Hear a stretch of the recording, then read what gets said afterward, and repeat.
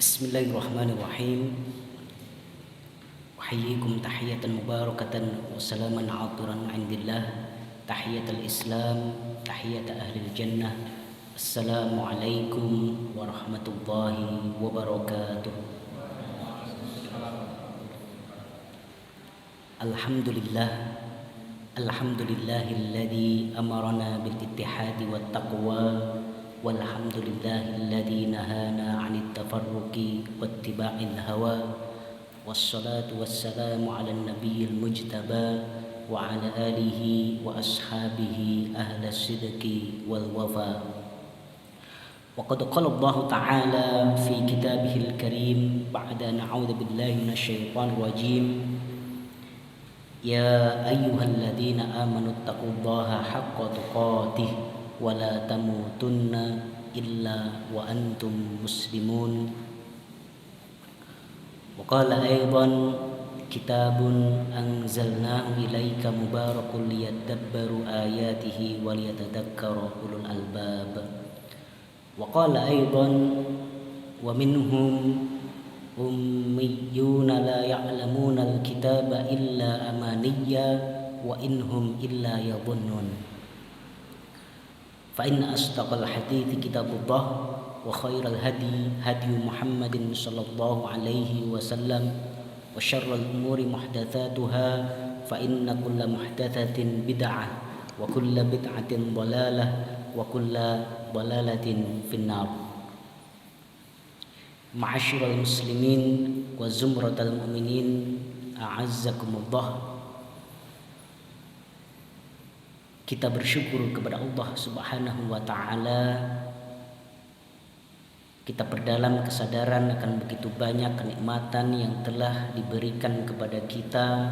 Wa in ta'uddu ni'matallahi la tuhsuha.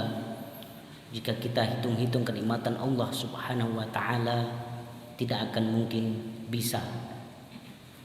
Sa'id bin Jubair membaca ayat ini dalam qiyamul lailnya, dalam tahajudnya, sepanjang malam sampai subuh, dan hanya membaca ayat ini setelah surah Al-Fatihah. Sambil bercucuran air mata, dia membayangkan, menghitung-hitung satu demi satu kenikmatan Allah Subhanahu wa ta'ala. Inilah yang kemudian fila arsyadakumullah, kita akan lebih bisa menikmati hidup kita.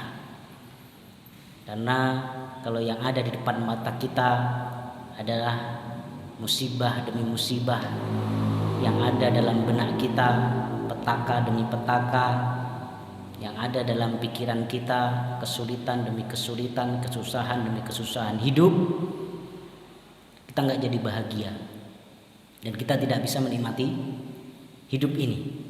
Padahal tidak ada manusia di dunia ini yang bebas dari yang namanya musibah, yang lepas dari yang namanya masalah. Maka selalu mengingat-ingat, menghitung-hitung kenikmatan dari Allah Subhanahu wa ta'ala yang telah kita terima adalah salah satu kunci dari kebahagiaan hidup kita. Dan ini adalah seni menikmati hidup di dunia ini. Lebih-lebih adalah kita pada kesempatan malam hari ini bisa bermajelis. Insya Allah majelis ini termasuk majelis iman, majelis dzikir, majelis Qur'ani yang mudah-mudahan dengan kita mengalokasikan waktu minimal 1 pekan sekali, meskipun hanya 1 jam, setidaknya kita tidak termasuk dalam kategori orang-orang yang disebutkan oleh Allah Subhanahu wa ta'ala, wa minhum ummiyuna la ya'lamuna al-kitaba illa amaniyya wa inhum illa yadhunnun.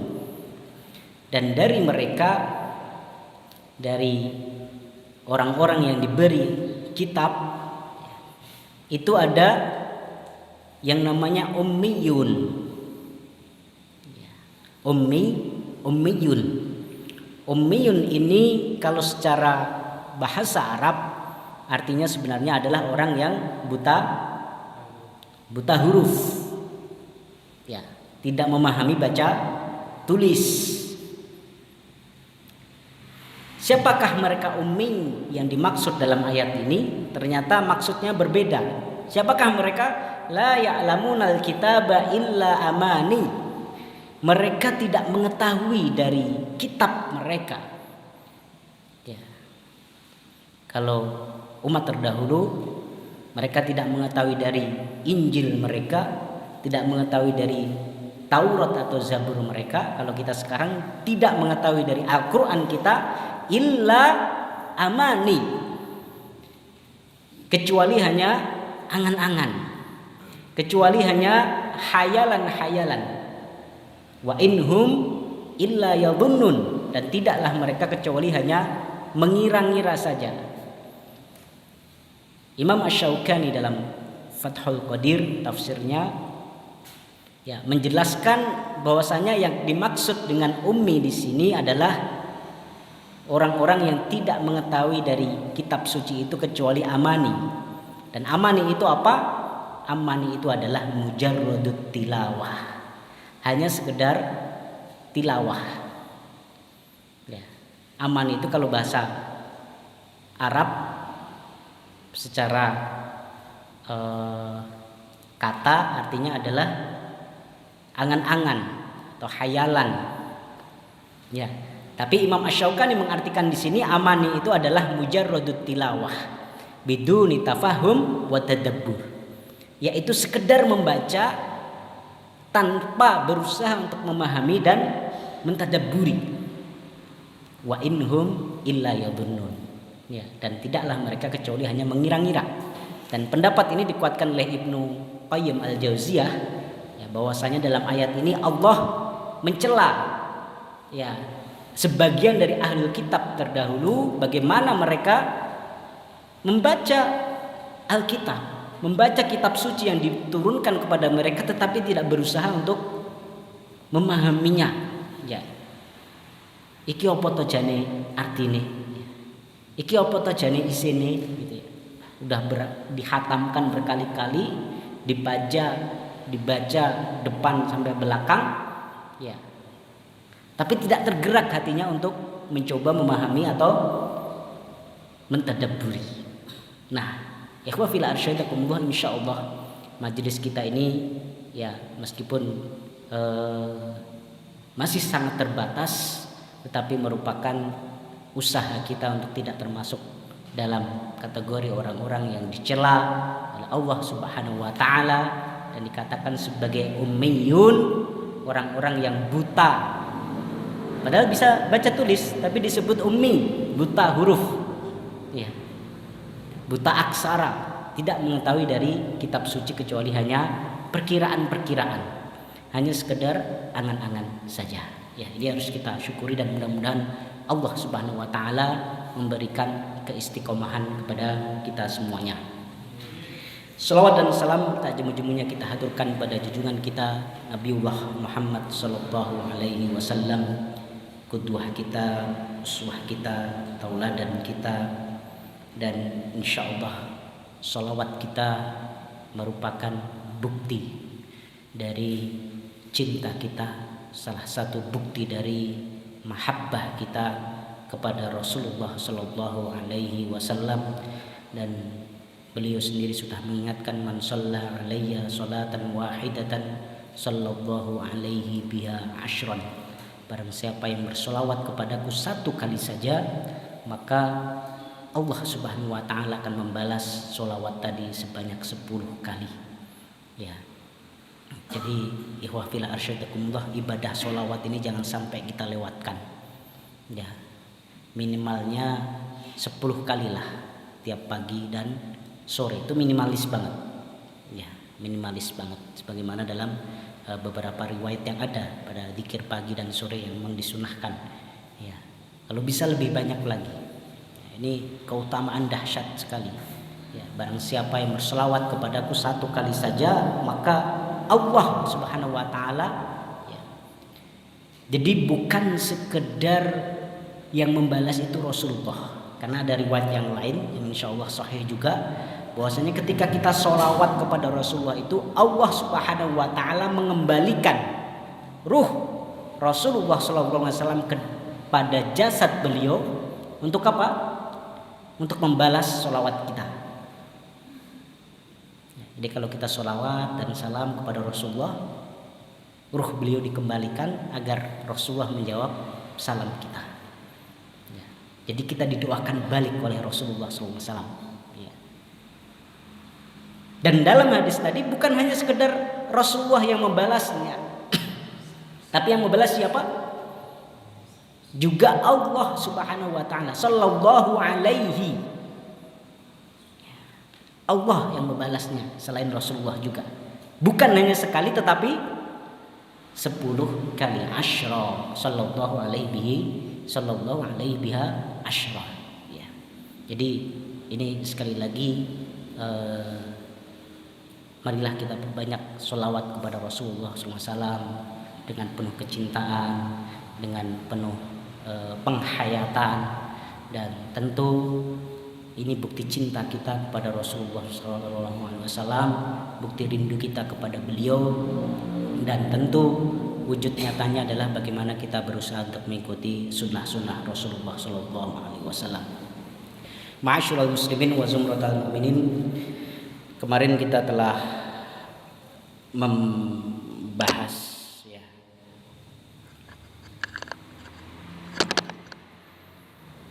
surah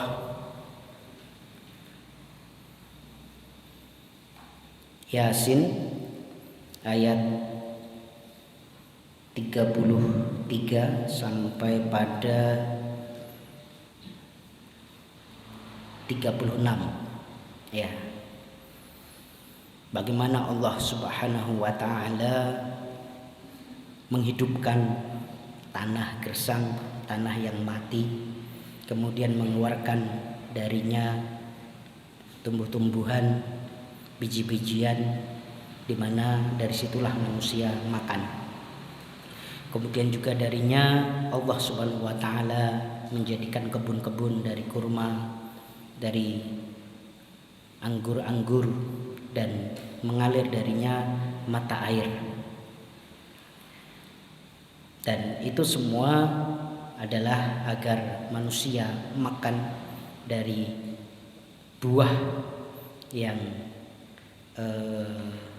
ada darinya, dan juga apa-apa yang diusahakan oleh manusia. Meskipun dalam pendapat tafsir yang lain, wa ma amilathu aidihim, di sini adalah dan tidaklah itu merupakan hasil dari kerja manusia, tapi itu adalah mutlak pemberian Allah Subhanahu wa taala. Jadi ma di sini ada dua pendapat, ada ma mausul ya, isim mausul, dan juga ma di sini adalah harfun nafyin ya, harfun nafyin, yaitu meniadakan ya.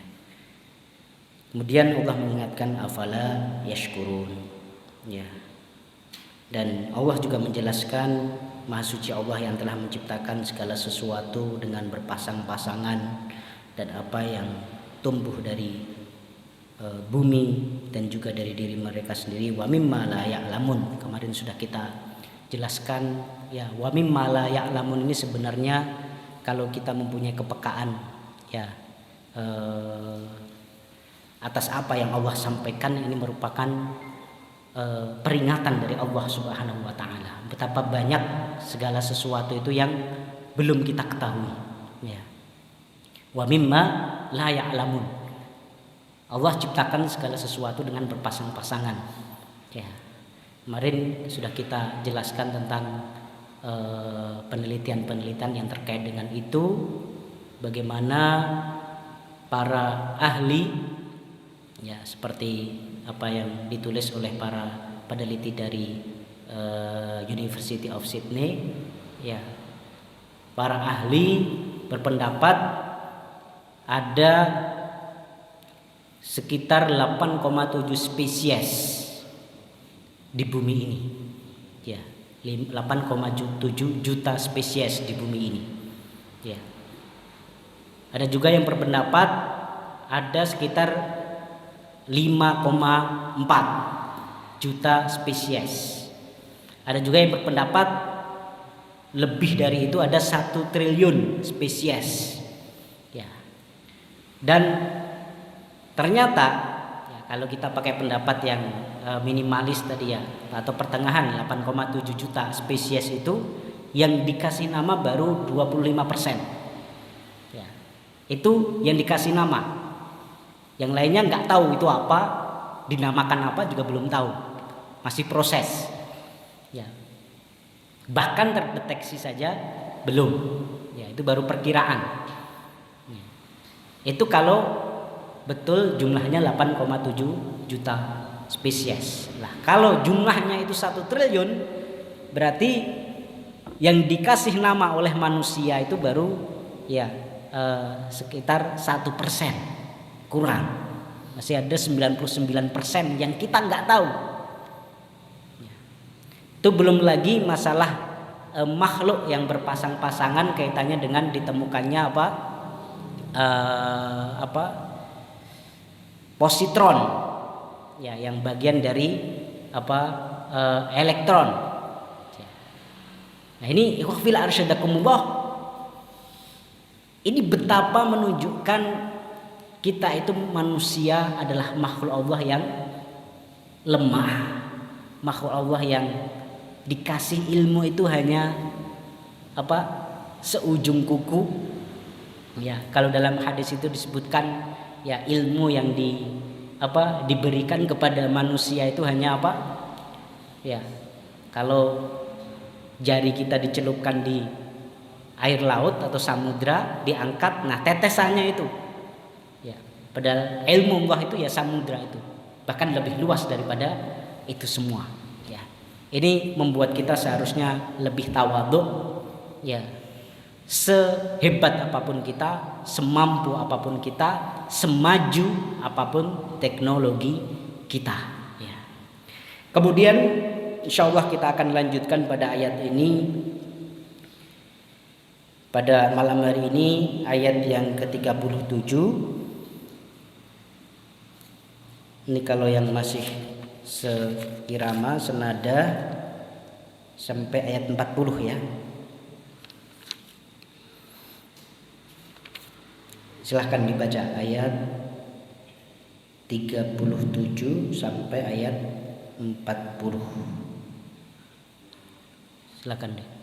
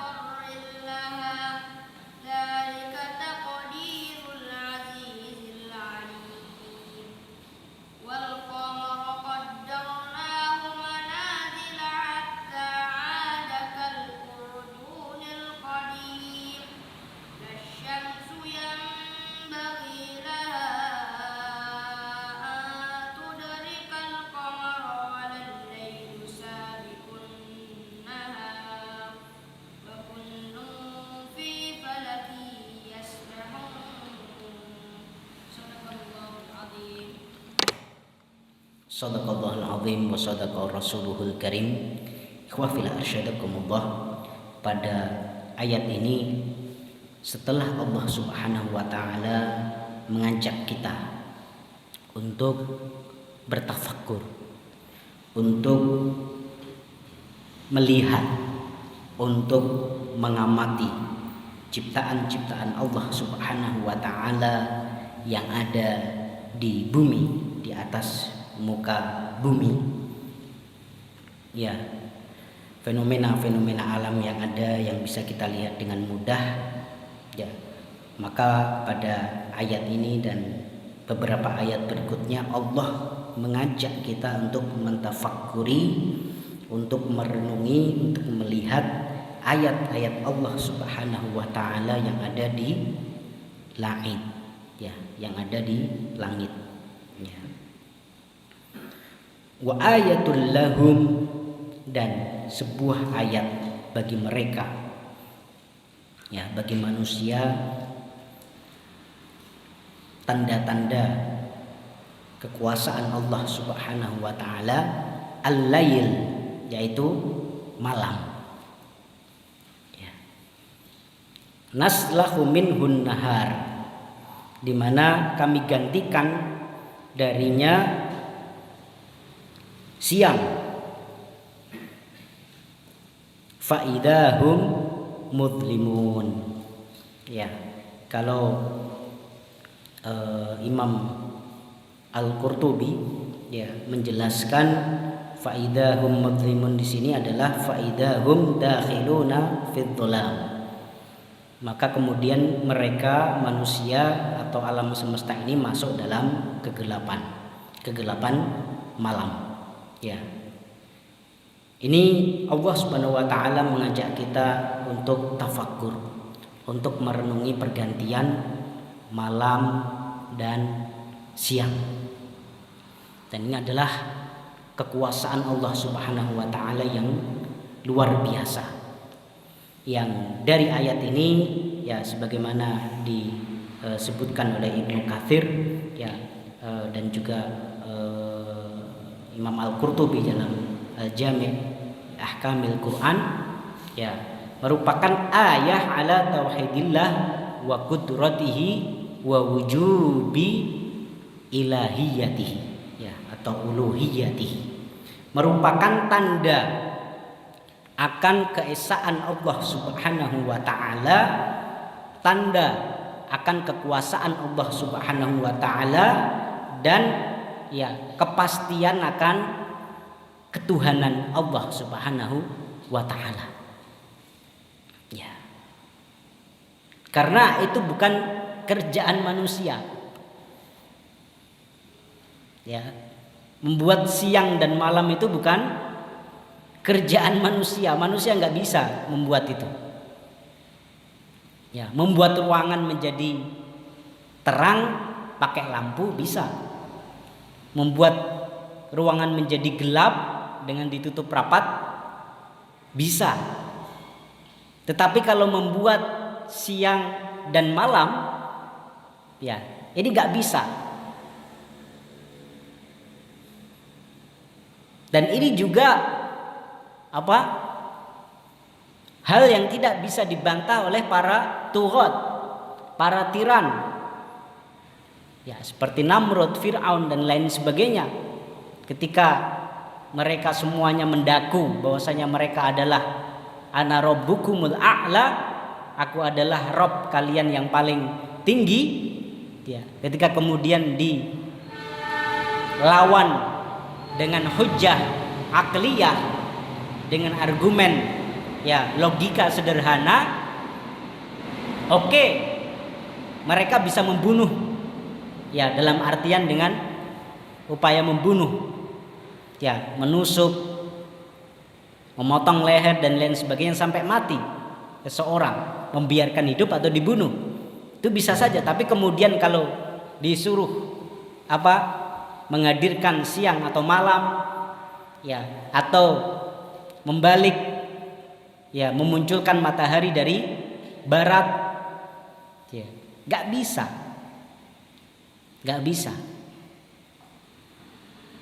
Ini sekali lagi menunjukkan akan keesaan Allah Subhanahu wa taala, kudrah Allah Subhanahu wa taala, kekuasaannya, dan wujub uluhiyatihi atau ilahiyatihi, ya, keniscayaan, kepastian akan ketuhanan Allah Subhanahu wa taala. Karena, ya, sampai teknologi apapun nggak bisa. Ya. Ini ikhwah fillah arsyadakumullah. Dan adanya siang dan malam ini merupakan hikmah dari Allah Subhanahu wa taala. Kebijaksanaan Allah Subhanahu wa taala. Ya, seandainya bumi ini siang terus, kira-kira apa yang terjadi, Pak? Kebakaran, kekeringan, ketandusan. Ya. Seandainya dibuat ya bumi ini datar misalnya. Jadi kalau menurut antum bumi ini datar atau bulat? Khilaf bainal juhala. Ya, datar kemudian matahari terus di depannya. Jadi nggak ada waktu malam. Kira-kira apa yang terjadi?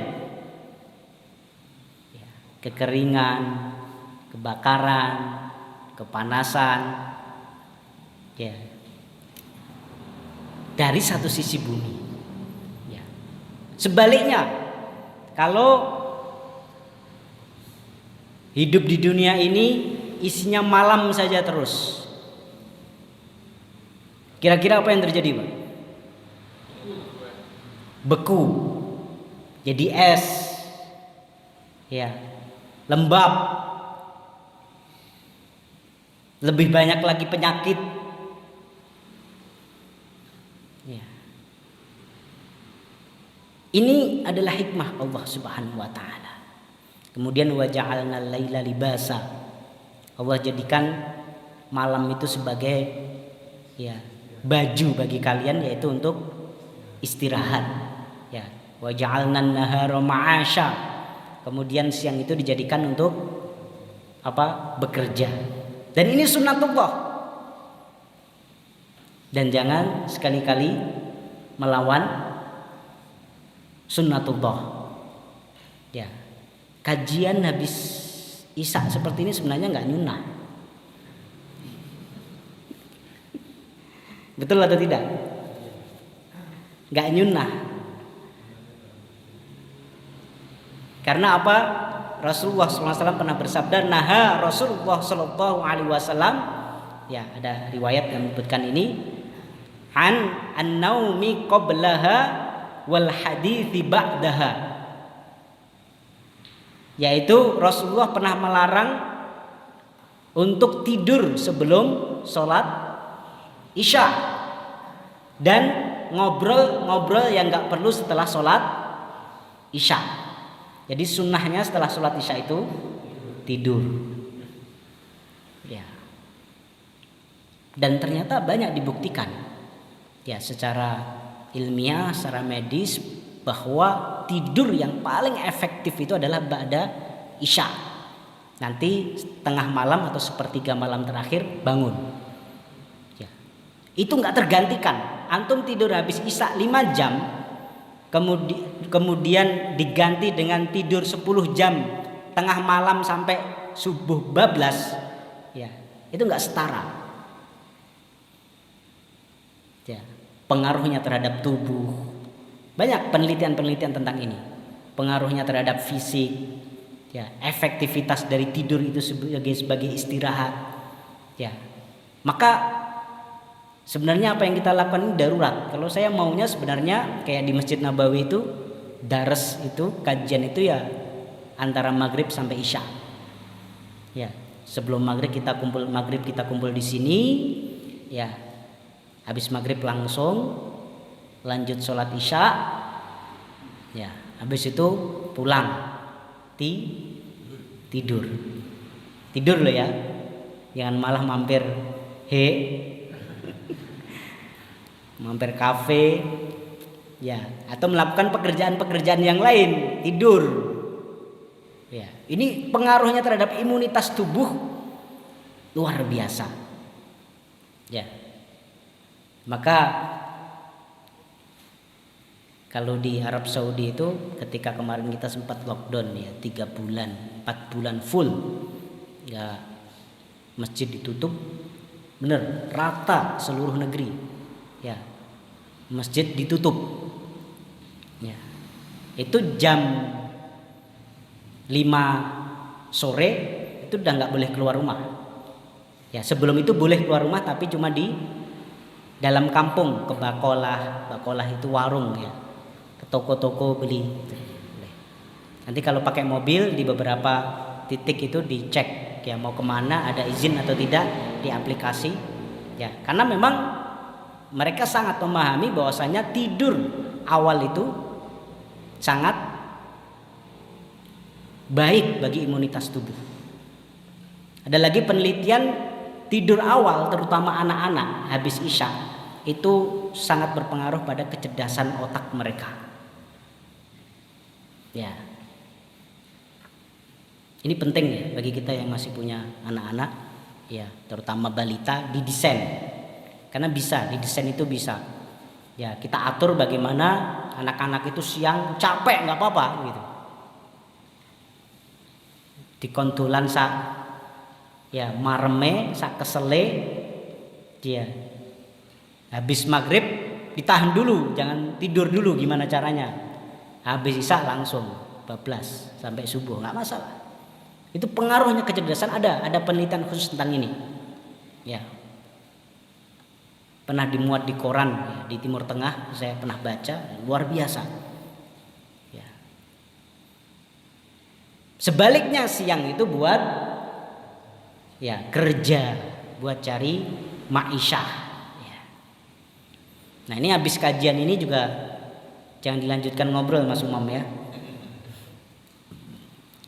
Jadi kita darurat ini kalau habis maghrib mungkin masih baru beraktivitas, apalagi harinya hari Senin gitu ya, baru pulang dari kerja dan lain sebagainya, harus istirahat dulu atau makan dan lain sebagainya gitu. Jadi kita akhirkan habis isya. Ya nggak masalah kalau li ajalil ilm, sebagian ulama ya nggak masalah, tapi memang tuqaddar bi qadariha. Ya setelah itu ya segera tidur, jangan sampai bablas. Ya. Ini sunnatullah dalam fil laili wan nahar.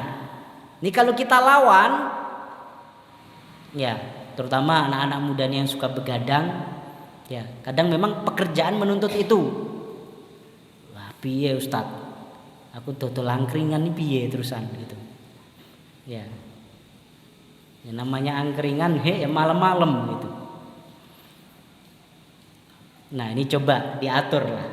Diatur. Kalau kita biarkan begitu tubuh kita, ya, ini menyelisih sunnatullah, dan sesuatu yang menyelisih sunnatullah itu pasti banyak mudaratnya. Ya. Ini wafila arsyadakumullah.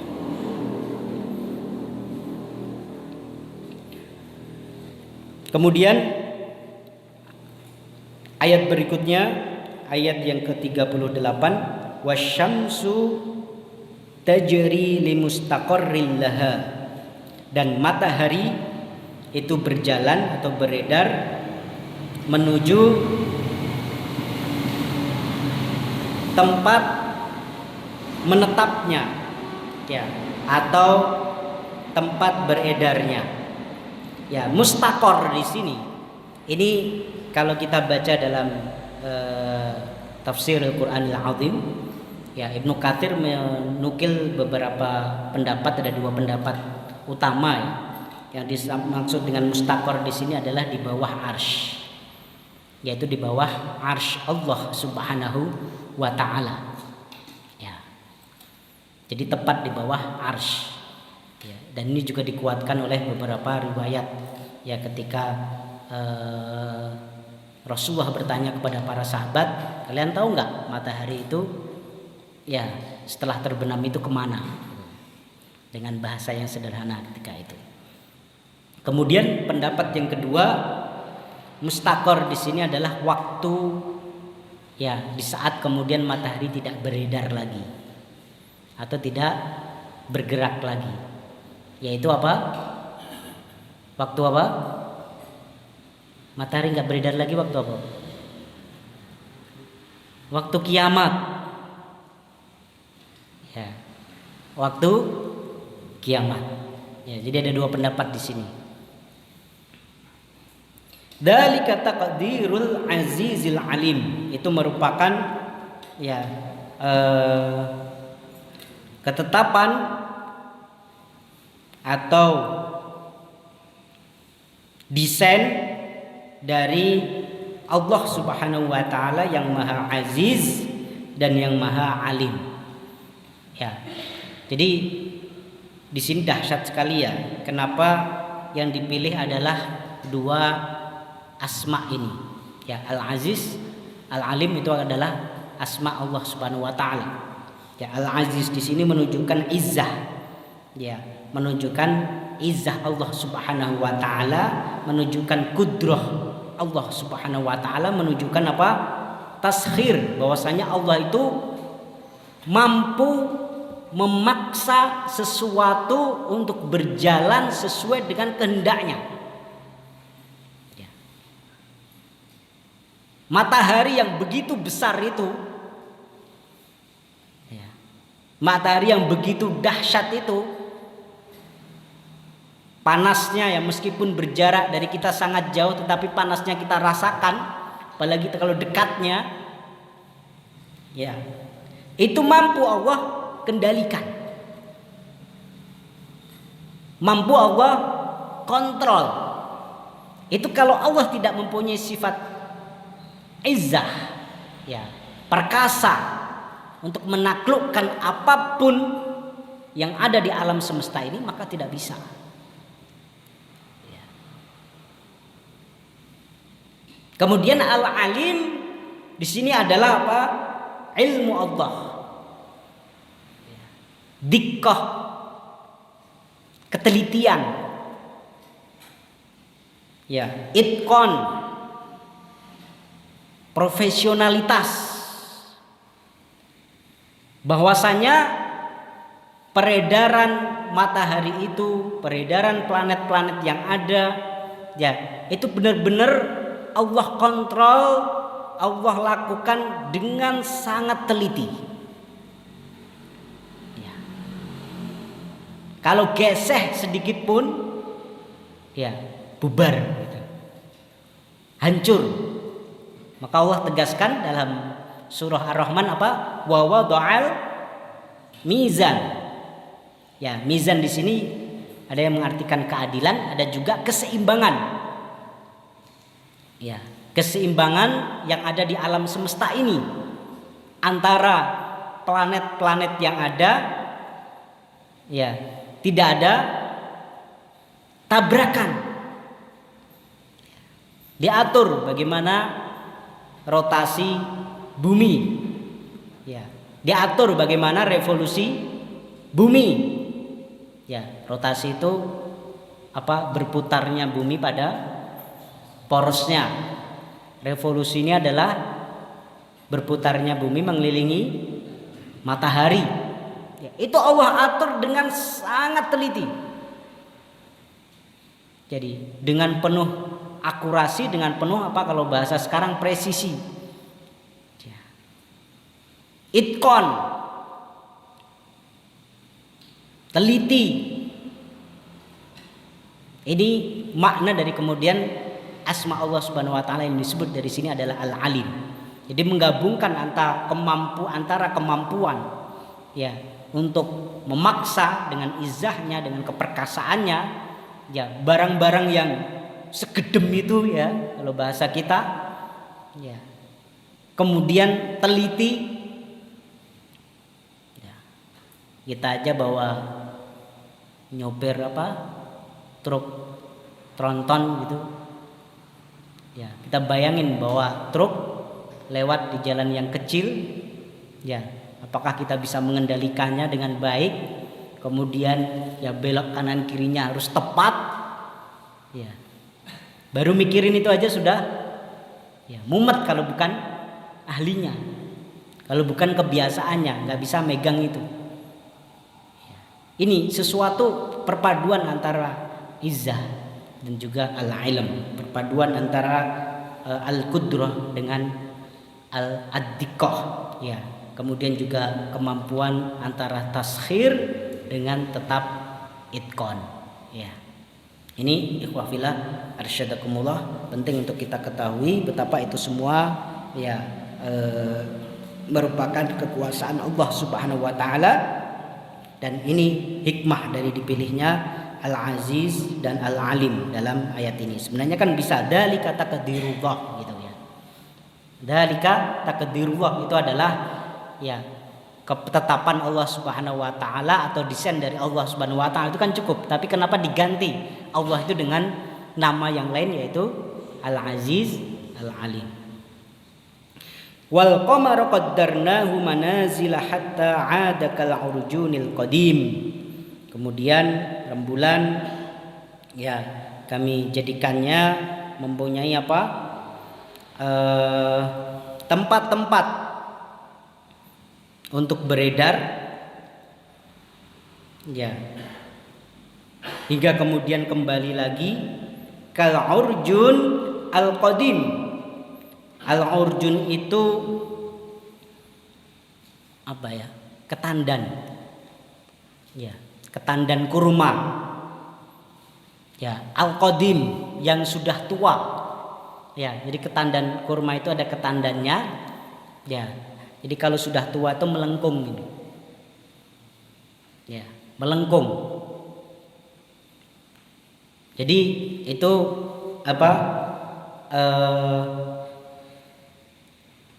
Menjadi seperti rembulan itu posisinya seperti itu, seperti apa? Makanya kalau kita sekarang apa? Sabit, iya, melengkung dan juga rotasinya berbentuk seperti itu, ya, atau orbitnya seperti itu.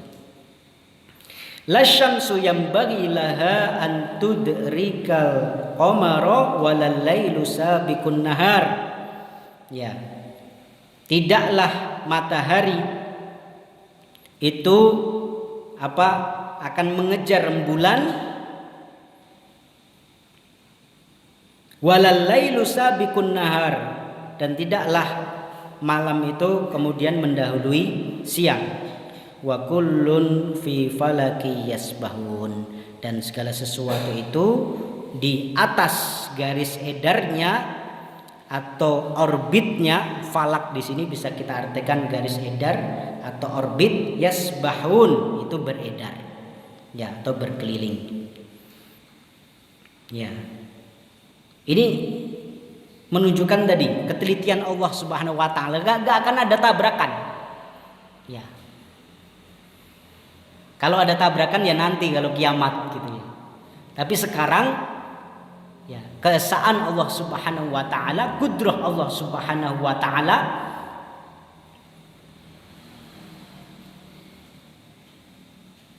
bukti ketuhanan Allah Subhanahu wa taala yang tidak terbantahkan. Allah atur semua itu. Ya. Matahari enggak akan tabrakan sama bumi. Ya. Enggak akan tabrakan dengan bulan meskipun saling berotasi sendiri kemudian berevolusi. Dan sebaliknya juga antara siang dan malam ini bergantian secara teratur, tidak saling mendahului, tidak saling masuk, tidak beraturan. Ya, wa kullun fi falaki yasbahun, dan segala sesuatu itu memang sudah Allah tentukan apa garis edarnya atau orbitnya. Ya. Ini ikhwafillah arsyadakumullah, ayat yang luar biasa kalau kita pelajari, dan ini merupakan stimulus dari Allah Subhanahu wa taala pada ayat ini kita untuk melihat ya ke langit ya. Maka penting sesekali malam kita keluar pada langit yang cerah, kita pandang bintang-bintang yang ada, kita perhatikan rembulan yang ada ya.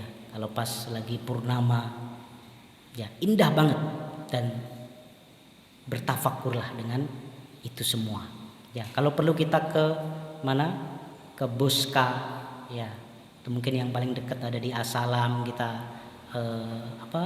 lihat ya pakai teropong keajaiban, kedahsyatan ya, bahwasanya kita itu kecil banget. Ya. Bumi ini bagian kecil dari tata surya. Ya, galaksi Bima Sakti itu yang lebih besar lagi itu juga bagian terkecil dari alam semesta, dan itu semuanya nggak ada apa-apanya dari arsy Allah Subhanahu wa taala, singgasana Allah Subhanahu wa taala.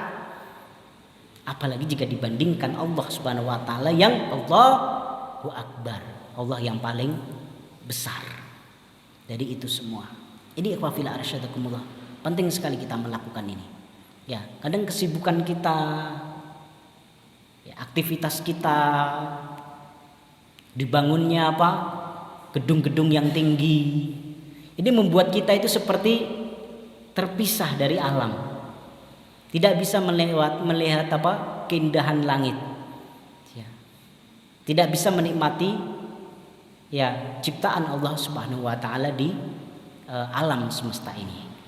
Ini ma'asyiral muslimin wa zumratal mu'minin, ada beberapa fawaid yang bisa kita ambil dari ayat-ayat yang kemarin dengan ayat-ayat yang hari ini kita bahas. Yang pertama, wa fil arsyadakumullah, penting, yaitu di sini dalam ayat-ayat ini ada al-hathu 'ala tafakkur fil ayat al-kauniyah, yaitu seruan Allah, dorongan Allah Subhanahu wa taala untuk mentafakuri ayat-ayat kauniyah, ayat-ayat yang ada di alam. Kita ketahui bahwasanya ayat itu ada dua. Ayat itu apa sih? Ayat itu artinya alamah atau tanda-tanda. Ya. Alamatus saah, tanda-tanda hari kiamat. Ayatus saah, tanda-tanda hari kiamat. Ayat itu adalah tanda-tanda. Dan ayat Allah Subhanahu wa taala itu ada dua. Al-ayat al-Qur'aniyah yang kita baca ini, yang 30 juz ini. Ya. Ini ayat Qur'aniyah. Tetapi ada juga yang namanya al-ayat al-kauniyah, yaitu tanda-tanda Allah, ayat-ayat Allah Subhanahu wa taala yang ada di ya alam semesta. Ya, yang ada di langit dan bumi. Dan kita diperintahkan untuk apa? Untuk mentafakurinya. Ya, baik tafakkur pada ayat-ayat Qur'aniyah ataupun tafakkur pada ayat-ayat kauniyah. Ya, maka dikatakan tafakkaru fi khalqillah wala tatafakkaru fi datillah. Ya, bertafakkurlah, berfikirlah, amatilah pada ciptaan Allah Subhanahu wa taala. Ya. Dan janganlah berfikir, bertanya-tanya pada zat Allah Subhanahu wa taala. Ya, maka kita nggak boleh bayangin ya ketika disebutkan yadullah, ya tangan Allah Subhanahu wa taala. Di satu sisi kita memang harus itsbatul yad, ya sesuai dengan akidah Ahlussunnah wal Jamaah, itsbatu ma atsbatallahu bihi nafsuhu, bagaimana kita menetapkan apa yang telah Allah tetapkan sendiri dalam kitabnya, tetapi nggak boleh tasbih, nggak boleh menyerupakan dengan makhluk. Kemudian kita bayang-bayangin, kemudian diperdebatkan. Wah, kalau punya tangan, tangannya kayak apa? Wah, itu justru larangan. Yang diperintahkan itu bukan mempermasalahkan itu, bukan bertanya-tanya tentang itu. Ya. Bukan mendiskusikan tentang itu, tentang Allah Subhanahu wa taala. Otak kita enggak nyandak. Ya. Lah, kalau Allah itu di atas, lah gimana bumi itu kan berotasi gitu ya. Berarti ada kalanya Allah di bawah dong kalau gitu.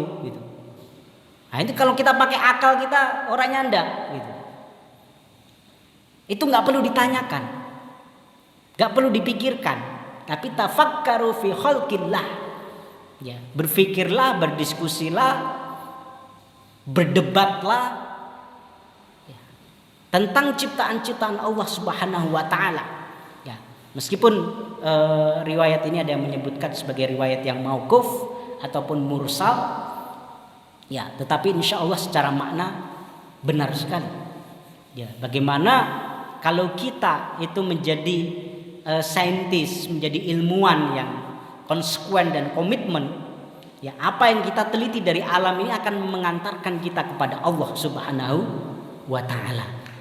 Ya. Kalau kita merenungi, menghayati, memikirkan ciptaan-ciptaan Allah Subhanahu wa taala ini, ya, kita akan mendapatkan kekuasaan Allah di situ. Kita akan menemukan ayat-ayat Allah Subhanahu wa taala di situ. Ya. Melihat banjir, melihat hutan yang terbakar, ya, merasakan gempa, mendengarkan letusan gunung berapi, ya. Itu orang kalau dalam dirinya ada iman, dan orang dia ketika mempunyai hassasiyah, kepekaan, punya sense tentang ya fenomena alam itu akan mengantarkan dia untuk lebih dekat kepada Allah Subhanahu wa taala. Ya. Tapi kalau sudah hatinya sudah keras, ya, tidak punya nurani lagi, dengan fenomena-fenomena alam yang ada itu ya begegek gitu ya istilahnya, rakodal, nggak pengaruh. Nah, ini wafil arsyadakumullah, dalam ayat-ayat ini adalah motivasi bagi kita untuk tafakur dengan ayat-ayat Allah Subhanahu wa taala. Maka penting ya daki gunung, ya jalan-jalan, goes itu ya. Itu yang dibayangin ketika goes itu jangan cuma soto aja gitu. Ya. Goes olahraga mau ngarep jajan soto men rasanya luwih enak gitu kan. Kalau beli soto dari rumah itu kan nggak ada perjuangan gitu kan, naik mobil, naik sepeda motor gitu kan ya. Tapi kalau sudah capek ya, jadi yang dibayangkan jangan cuma soto sama gorengan mendoan panas gitu ya. Tapi lihat samping kanan samping kiri, ya, lihat kondisi alam yang ada, tafakurlah betapa kita ini sangat kecil, betapa kita ini sangat lemah, betapa besar keagungan Allah Subhanahu wa taala, dan itu terwujud dalam ciptaan-ciptaannya. Kemudian juga yang kedua, al-hathu ala al-bahath al-ilmi. Ya. Di sini juga stimulus bagi kita untuk melakukan riset. Ya, riset ilmiah. Jadi riset ilmiah itu sebenarnya uslub Qur'ani, metode Quran. Ya, melakukan penelitian, ya, meneliti alam, mengamati alam,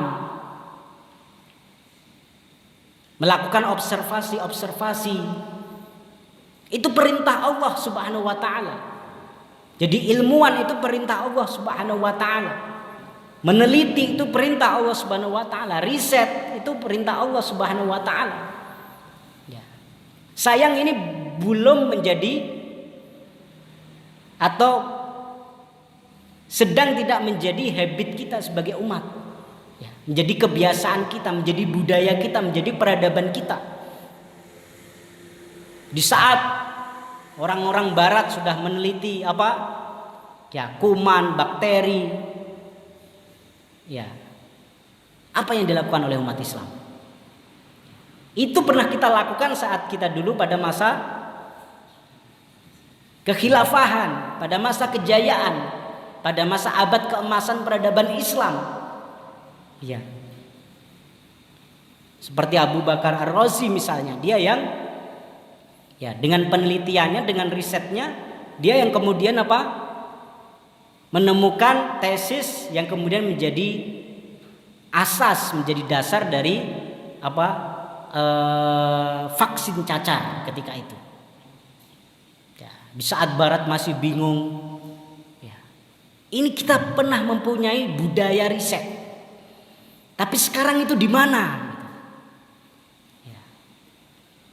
Wabah corona itu kalau kita mau perhatian, wabah itu kan sudah diwanti-wanti oleh Rasulullah Shallallahu Alaihi Wasallam, itu akan terjadi tiap 100 tahun.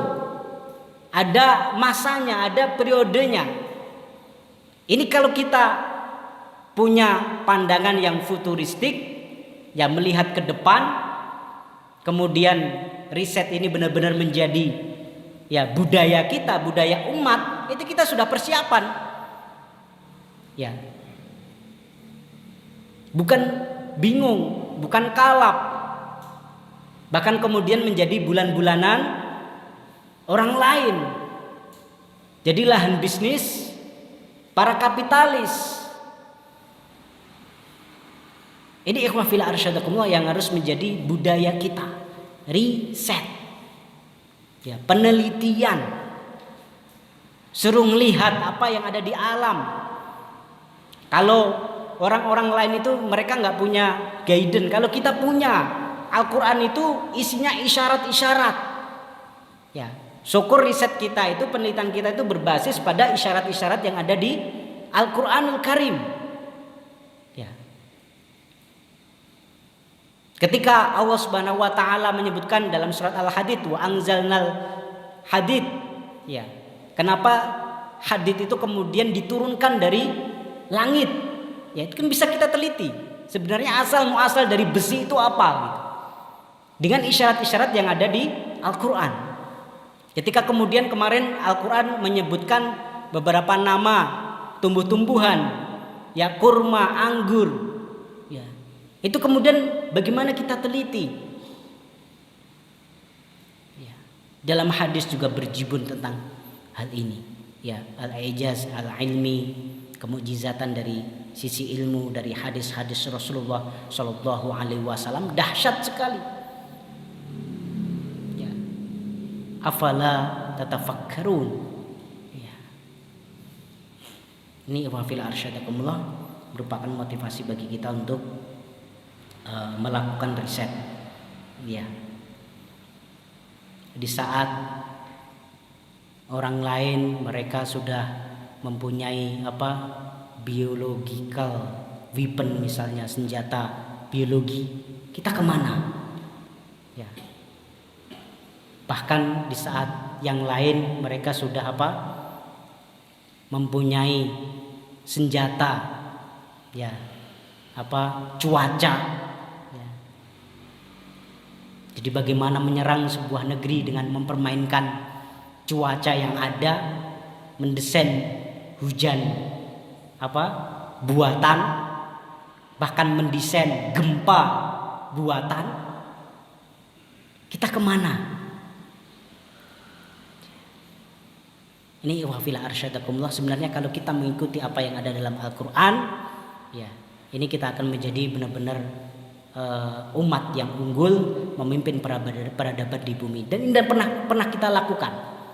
Ya, bagaimana umat Islam ini menjadi pelopor ya dalam peradaban dunia ini. Kemudian penting juga at-taujih al-islami lil ulum.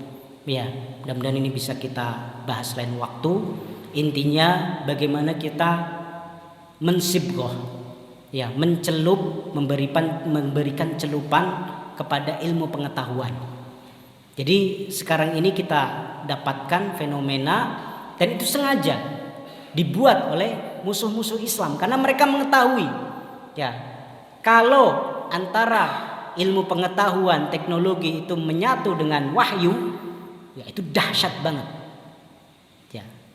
Maka sekarang ini harus kita upayakan adalah integrasi antara ilmu pengetahuan dengan ya wahyu, antara teknologi dengan Al-Quran, ya, melakukan at-taujih al-islami, ya, mentaujih, mengarahkan ilmu itu agar sesuai dengan Islam, ya. Karena apa? Ilmu ini kalau tidak dikendalikan oleh wahyu, penelitian-penelitian teknologi itu kalau tidak mendapatkan sibghah Islamiyah, ya, yang pertama rugi. Karena wahyu itu isinya adalah isyarat-isyarat, diantaranya petunjuk-petunjuk Allah Subhanahu wa taala, nubuat-nubuat akhir zaman, kajian-kajian yang futuristik sebenarnya. Ya. Bukan hanya itu saja, tetapi Ya. Bagaimana ilmu dan teknologi itu memang harus dibimbing oleh wahyu, dibimbing oleh syariat. Kalau tidak, maka yang terjadi seperti sekarang. Orang ya buat apa? Senjata biologi, ya. Kemudian ada musibah bocor. Ya. Kemudian jadi wabah. Ya. Orang buat penelitian, ya, kemudian nanti terjadi ada hewan-hewan mutan misalnya, dia menjadi monster-monster, jadi hewan-hewan buas. Karena apa? Karena penelitian yang tidak dibimbing oleh moral. Ini kan problem sekarang. Ilmuwan-ilmuwan banyak, ya, saintis-saintis banyak, teknologi-teknologi maju, tapi kemudian ya kehilangan sisi moral. Dan ini fungsi dari syariat mengatur ini semua. Ya, tetap pada batas-batasannya. Ya.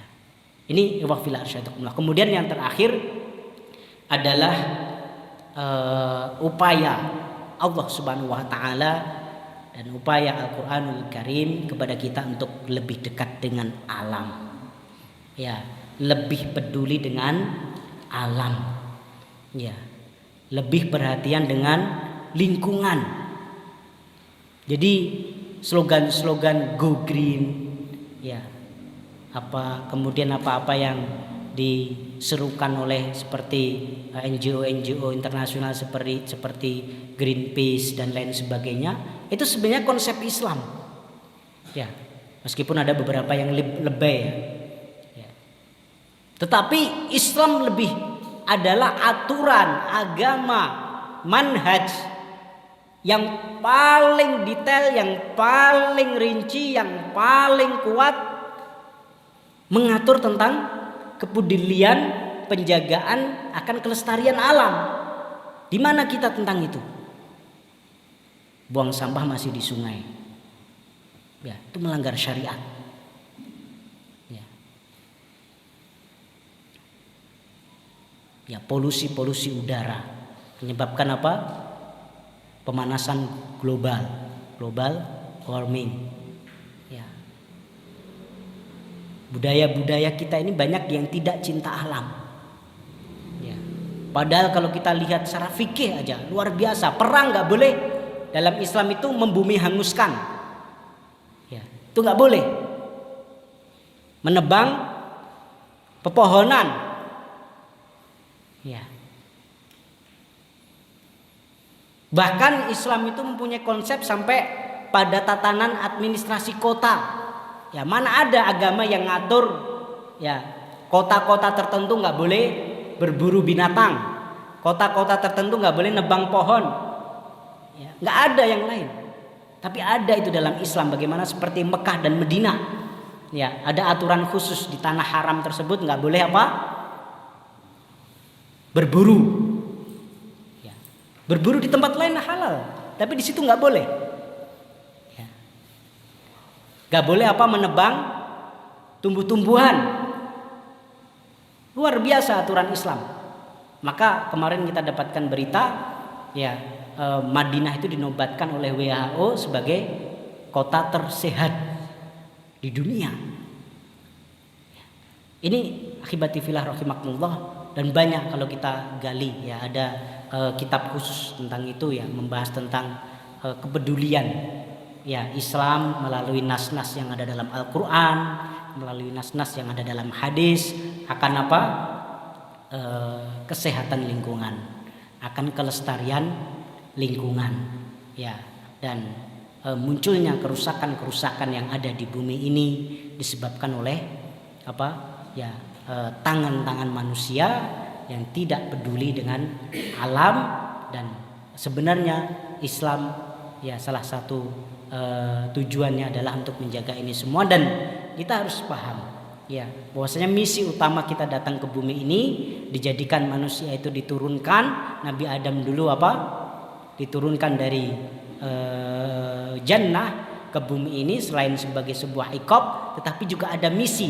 Inni ja'ilun fil ardi khalifah, untuk menjadi khalifah, untuk menjadi pemimpin, untuk merawat bumi ini, untuk memakmurkan bumi ini.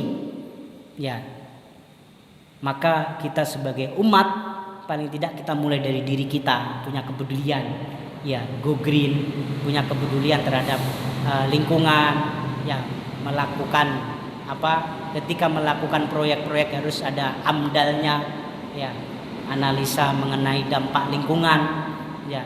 Itu bukan hanya sekedar aturan, tetapi ini syariat, ya, syariat yang harus kita laksanakan, dan isyarat-isyarat ini kita dapatkan pada ayat-ayat tersebut.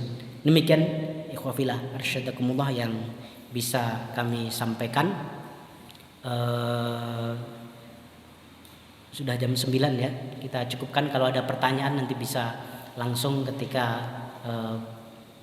dars sudah selesai, biar kita tidak terlalu malam. Demikian yang bisa kami sampaikan. Barakallahu fikum fil Qur'anil azim wa nafa'ani wa iyyakum bima fihi minal ayati wa dzikril hakim. Aqulu ma tasma'un billahi fi sabilil haq fastabiqul khairat. Wassalamu alaikum warahmatullahi wabarakatuh.